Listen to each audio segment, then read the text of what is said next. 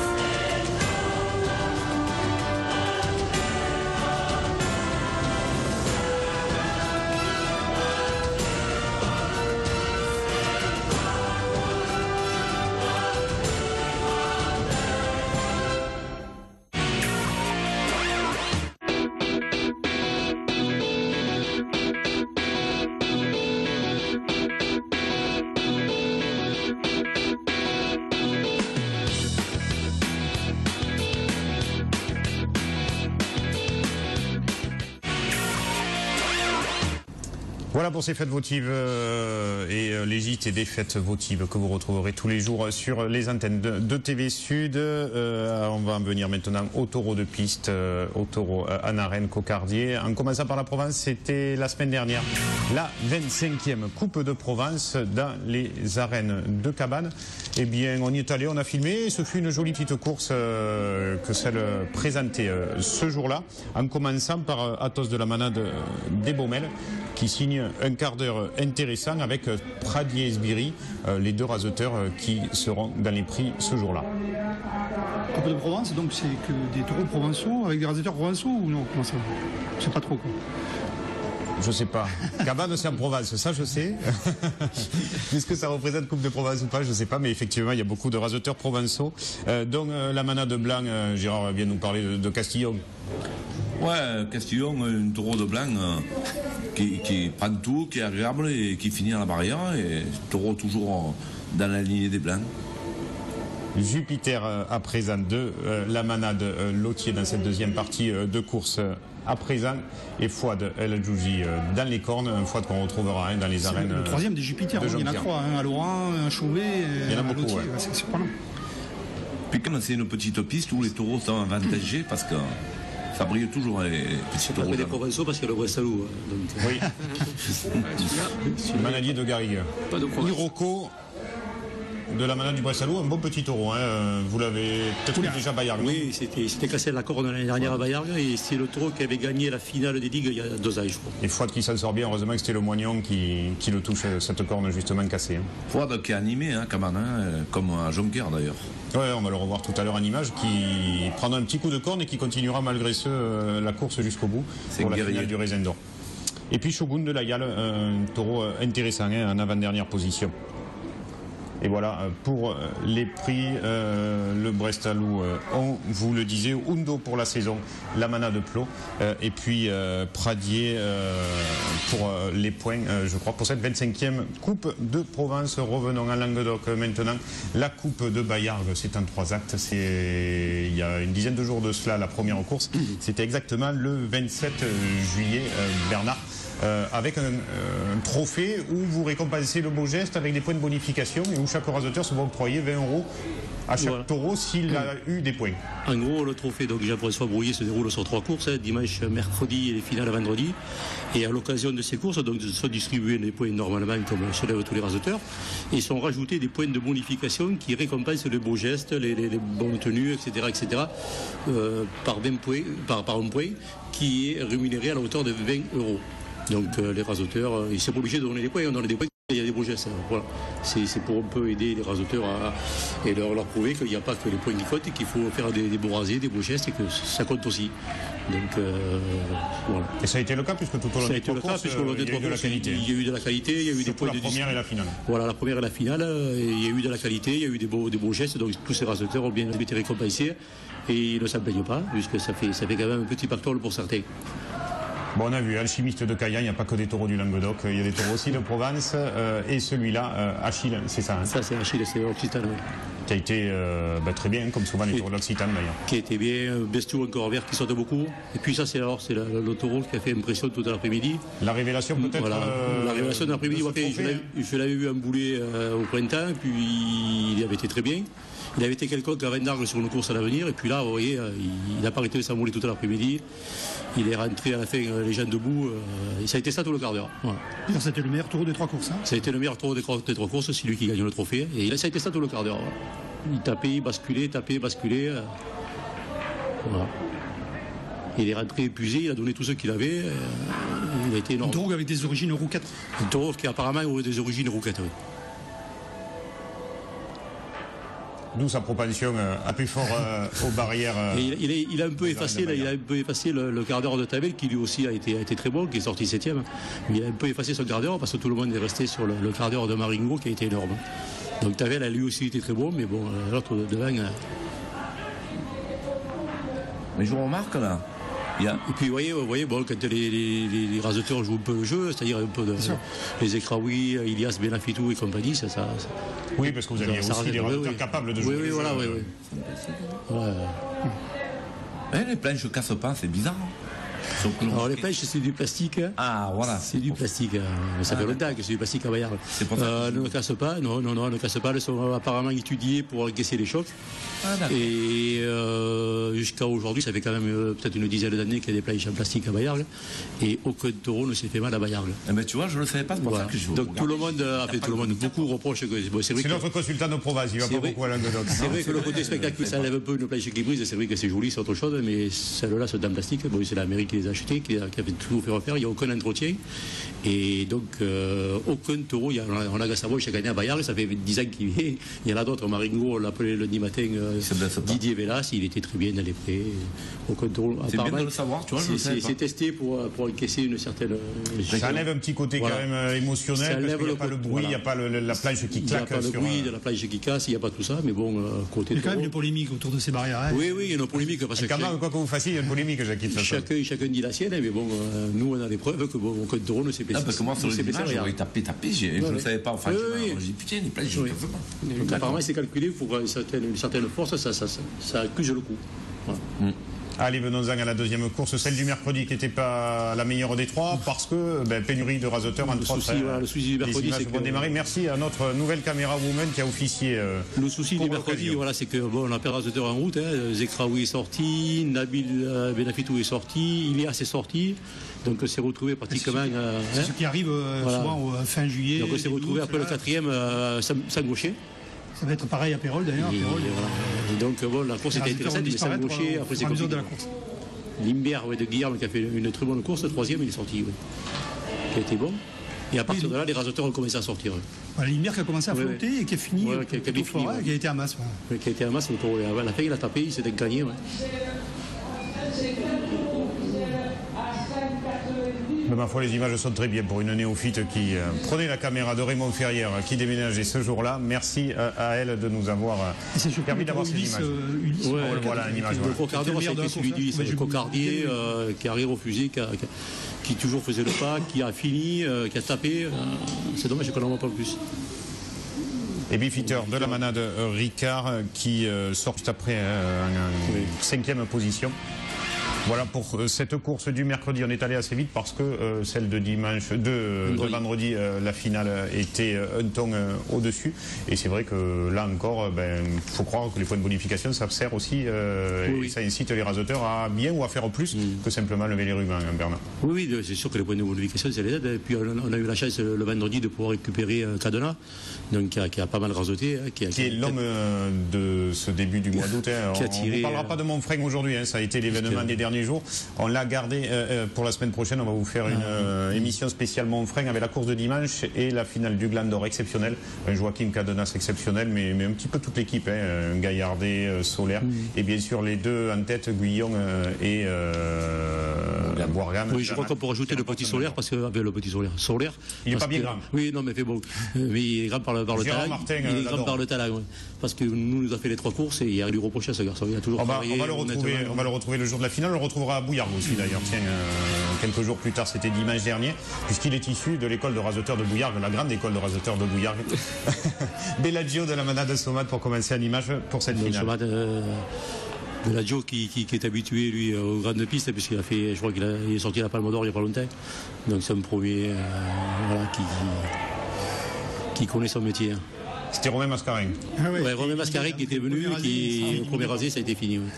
Et Loubert du Grand Salag qui a été un peu nonchalant mais qui est arrivé à la pêche à taper quelquefois un bon second. Toujours cette classe naturelle chez Joachim Cadenas sur ses rasés. Oui, Cadena qui est allé à masse aussi. Oui, qui est souvent brouillant, mais il a cette fraîcheur de la jeunesse, quoi. Il fait du bon, du mauvais, mais. Ce Mouiron d'Outerlin, on revoit là, un peu l'origine, je crois, des joncasses, des taureaux qui prennent tout et qui vont aussi à masse, qui ouvrent beaucoup, puis après, au bout d'un moment, ils commencent à faire le pas et à la fin, ils viennent et ils finissent. C'est vrai qu'il a surpris les rasateurs, ce taureau. Il a surpris les rasateurs, personne ne le connaissait, il sort de ligue. Ramier de Plot, donc le voisin de plus, c'était. Rameau, c'est un taureau sérieux qui a peut-être manqué un peu de travail. Je crois qu'il a sauté. Il saute derrière aux extras, oui, c'est là. Ouais.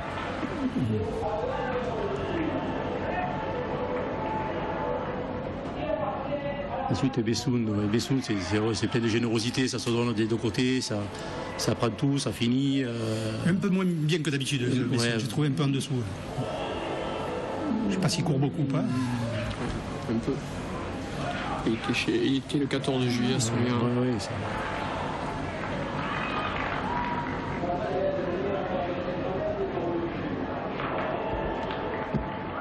Zekraoui qui progresse techniquement. Zekraoui énorme, il a fait 3 jours énormes. Puis infatigable. Vaccarès a été un peu peut-être la déception de l'après-midi 6e. Oui, on attendait à ce que ce soit Ricard qui se jette partout. Ricard qui se jette de partout, comme il avait l'habitude de le faire, mais là, non, il est resté un peu réservé. Et puis celui qui a gagné le prix de la journée, donc Biterrois de Rouquette, qui lui aussi a tapé. Rouquette. Rouquette, qui a tapé pendant tout son quart d'heure, généreusement. C'est vrai que Biterrois, il fait de belles courses à chaque fois. Il a fait énorme, puis avec Cadena et Zekraoui, ils ont fini en beauté tous les deux. D'ailleurs, il a gagné le prix, c'est Biterrois qui gagne le prix de la journée. Et c'est Biterrois, un taureau de Rouquette qui s'appelle Biterrois, qui gagne le prix 30 ans après, je crois, la première journée de la création de ce trophée. Ouais. Le premier prix avait été gagné par un Biterrois de Rouquette déjà.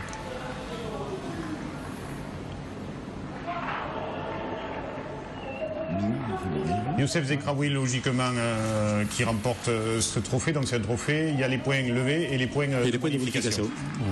Et puis un petit hommage à un local de l'étape, Benjamin Valette, qui s'arrête forcément. Notre ami Benjamin Valette. Beaucoup d'émotions. Il en faudrait beaucoup des Benjamin Valette. On lui passe le bonjour à Benjamin, qui nous a souvent fait régaler en images. C'est vrai qu'il a toujours eu un beau rasé, ce garçon. Il n'a jamais perdu son rasé. Ça respecte le taureau, ça respecte le public. Je pense qu'avec plus de moyens, il aurait pu raseter à un haut niveau, parce que c'était excellent. Il allait bien dans les taureaux, il chargeait, il faisait venir. Moi, je trouve beaucoup aimé sa façon de raseter. Belle édition que ce trophée 2014. Est-ce que votre maire, Jean-Luc Messonnier, ancien raseteur, pour ceux qui suivent les Biaous depuis quelques années, a été content de cette édition? Oui, je pense que Jean-Luc a été très content de ces 3 courses. On a eu aussi 2 courses de ligue qui ont été très intéressantes. Donc, écoutez, Bayard, on essaie d'avancer. Puis, bon, le problème de Bayard, c'est qu'on a un public pour l'attirer. C'est compliqué, on y travaille, on fait des entrées gratuites, on fait des prix, on fait des cartes d'abonnement, on fait des choses comme ça. Je crois qu'il y a eu des Ricards de très bons, non? On a vu des Ricards de très bons. On a eu des Ricards très bons, mardi en Ligue, Ricard qui a fini sur le second tube, une paire de fois. Donc on a eu une course intéressante. Après, le problème c'est le public. C'est dur de les faire venir là-bas. C'est dur, bon, on a le prix de Montpellier, donc on essaye par rapport à l'aglo, tout ça, tant qu'il y a le maire qui est dedans, d'attirer un peu les gens de la ville à nos traditions. Bon, on y travaille. C'est pas gagné, mais on y travaille. En tout cas, bravo, nous on aime bien les gens qui font d'autres formules ou qui essayent d'autres manières de récompenser les raseteurs, Jackie. Mais oui, bien sûr. Ouais. Je ne sais pas si c'est la solution, parce que c'est compliqué. Mais je pense qu'il faut changer quelque chose à la tauromachie. On le verra d'ailleurs la course à Martial, au Trophée des As, qui a vraiment, ça a été un moment où je pense qu'on a touché le fond. Certains raseteurs ont fait sur le dernier taureau, sur le taureau, on fait le geste qu'il fallait pour essayer, pour faire essayer de dire je vais prendre 2 ou 3 points, mais ils se sont gagnés un peu là-dessus sur ces points de multiplication. Et parce que courir devant Mitterrand, ils peuvent y faire un carreau, c'est pareil. Là, ils se sont pris au jeu, ils ont couru un peu devant. Le public est content. Des points pour faire des points. Le public est content et le public vient chercher ça. Le public, s'il n'y a pas de spectacle, il ne vient plus. Les carreaux. Il va voir les carreaux, il va voir la pétanque, il va voir les carreaux. Je ne savais pas qui joue, parce que moi j'ai joué contre Gérard Muscat, ils n'en verront pas beaucoup des carreaux. Ah, au boulot, oui. Allez, on va continuer. Là aussi, on s'est régalé. C'était la semaine dernière, c'était Jean-Pierre Saint-Vincent, Gérard, vous y étiez. La finale du Raisin d'Or, très très belle édition, avec, pour commencer, capella ou défilé d'ouverture, je ne sais pas comment on dit. En anglais, veuillez nous excuser, mais c'est ça aussi la modernité en course camarguaise. On peut mettre de la musique anglaise sur du dressage. Elsa Guillot à cheval. Ouais, une jeune fille qui a surpris tout le monde avec son très beau cheval, qui a fait une petite démonstration avant la course et c'était agréable. Alors une arène pleine, pratiquement presque pleine, par ce jeune club taurin qui sont des passionnés et qui s'occupent bien des arènes. Et une très belle finale. L'année dernière, ça avait été très bon. Cette année aussi, c'est Geoffrey Ferriol finalement qui gagnera le trophée. Alors, des équipes de raseteurs recomposées par les blessés, mais ceux qui sont arrivés et qui n'étaient pas forcément prévus en début de saison ont été très bien. C'est ce qu'on pensait parce qu'il y a eu 6 défections quand même. C'est pas beaucoup. Bourgane, Ouf, que des raseteurs qui rasettent. Donc en dernier lieu, ils ont vite appelé des raseteurs et avec l'équipe qu'il y avait, on ne croyait pas que ça allait.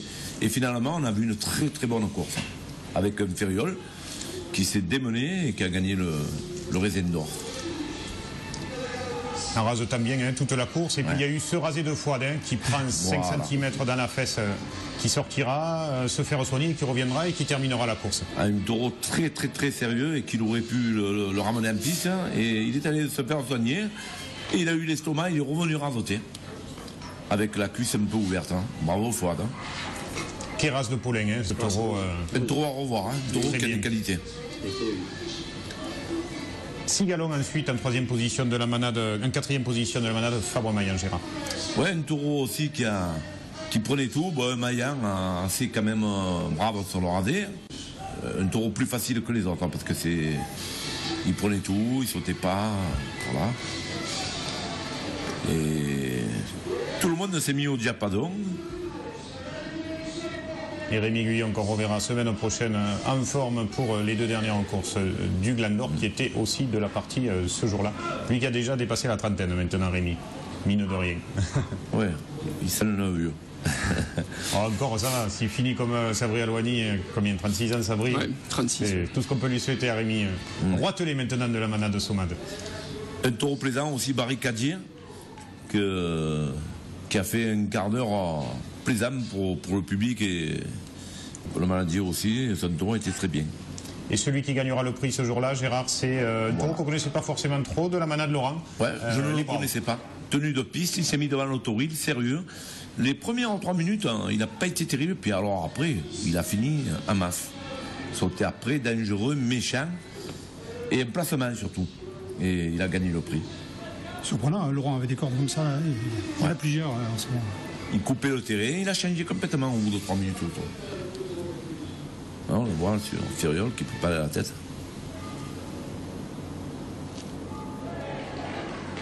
Ouais, un taureau avec ses grandes cornes. Ouais. Voilà. Alors Dollard, la manade de Ricard pour finir. Un taureau aussi que j'ai aimé, un taureau qui a mis un peu l'ambiance, revenir en piste, essayer d'attraper les gens sur les gradins. Voilà, un taureau bien pour finir à Jonquière. Et finalement, on ne sort pas déçu, on a vu une belle course. Et là, le dernier, il casse derrière Rémi Guillon, il casse le Burader, la ferraille. Il y avait quelqu'un dessous, hein, j'ai vu sur les images. Une puissance, ce taureau. Et voilà les récompenses de cette jolie finale du Raisin d'Or à Jonquière-Saint-Vincent. Geoffrey Feriol remporte le prix. Meilleur animateur de cette finale, c'est logiquement Rémi Guillon. Et puis côté taureau, on vous le disait tout à l'heure, Castellas de la manade Fabre-Maillan sur la saison pour la première journée du Raisin d'Or et les Braves de Plot pour la finale, Gérard. Les Braves de Laurent. De Laurent, pardon, excusez-moi, lapsus. Les Braves de Laurent. Et un grand merci à Alain Bérézy qui était déjà de la partie dans les arènes de Jonquière-Saint-Vincent. Le Plot avait les bras aussi. Oui, c'est pour ça que j'ai dit. Ah oui, les Braves de Plot qui était un taureau plus qu'intéressant. S'il a la même carrière, même si sur la fin il s'est beaucoup blessé ce taureau-là, s'il a la même carrière sur les Braves de Laurent, il aura un taureau plus qu'intéressant. Dernière course du Trophée de l'Avenir. On va faire un petit tour par Bouillargues. C'était dimanche dernier. Il faisait chaud, surtout après l'apéritif du midi. Mais on a vu quelques taureaux intéressants. On a vu surtout, il gagnera d'ailleurs le prix, Jérémy Solaire, Grazielito de la manade Chapelle, qui fêtait ses 70 ans, je crois, la manade Chapelle. Il me semble. Je crois que c'est Bébert qui faisait 80 ans, qui fêtait ses 80 ans. C'est Bébert qui fêtait ses 80 ans, vous croyez? Je sais plus. 80 ans d'Albert Chapelle, vous avez raison. Il en fait 10 de moins, c'est pour ça que j'ai dit 70. Et puis le taureau qui gagnera le prix logiquement ce jour-là, un taureau de la manade Sylvain Réal, qui a été très très bon, Catigo, et qui met en danger là Jérémy Solaire sur cette grosse anticipation. On passe le bonjour à Christophe Mézy en parlant de la manade Sylvain Réal, Jackie. Ah, ce petit Solaire qui progresse de course en course. Oui. Très bon, très bon. Non, mais ils viennent de l'école de Bouillargues, hein, les gars. Nous, ça nous étonne pas. Hein. Comme toi, tu progresses pas. Non, mais ça, je suis trop vieux maintenant, en fait. Au-delà d'un certain âge, on ne peut plus progresser. Armageddon de la Saliérène, aussi l'un des 3 taureaux qu'on vous montre en image dans cette course en plein cœur de la fête votive. Et le journal de la fête votive de Bouillargues, ce sera diffusé ce vendredi. Alors, il y a Romain Beaufy qui a fait une quinzaine de JT de fête votive, qui fait un peu le charmal à tout ça, mais il s'inquiète parce que bon, il sait qu'avec Bouillargues, comme d'habitude, on va battre tous les records de vues sur Internet. Donc voilà, c'est Bébert Chapelle à l'honneur et le JT de la fête votive de Bouillargues, ce sera ce vendredi et le week-end dans les rediffs habituels du JT des fêtes votives pour mettre un petit peu Romain Beaufy au pli, ça lui fera du bien. Allez, c'est la pause, on se retrouve tout de suite après ça pour les courses au Trophée des As du week-end passé.